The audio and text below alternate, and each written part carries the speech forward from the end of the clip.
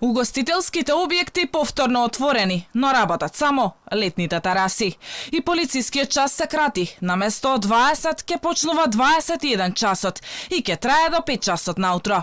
За празничните викенди нема да важи. Граѓаните слободно ќе може да се движат вечерта за Великден меѓу 1 и 2 мај и за Рамазан Бајрам меѓу 13 и 14. Што ќе донесе олабавувањето на мерките? Дали празнувањето за време на продолжените викенди може да ги зголеми повторно бројките?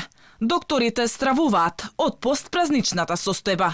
Според доктор Ненад Лазаров, опуштањето на рестрикциите во овој момент е многу нелогично. Мислам дека е нонсенс да во деновите каде што пик очекуваме на масовни собирања да нема полициски час. Е пластично преку пример.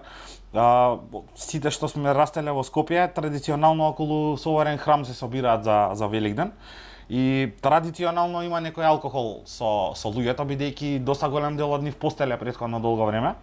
И што ќе се случи во 12 часот кога ќе биде главната ситуација, како планира оваа држава да ги прибере дома тие луѓе после 12 часот? Не разбирам, кога нема полициски час, ќе има масовно алкохолизирање, со тоа сигурно, значи едноставно кажано и ukratko, нема шанси ова прекинување на полицискиот час да не продуцира нови случаи. Лекарската фела алармира дека во најмала рака до средина на мај требало да бидат продолжени истите мерки, со исклучок на работата на угостителите на летните тераси. Мислам дека требаше тука да се продолжи полицискиот час, а да се отворат угостителски објекти.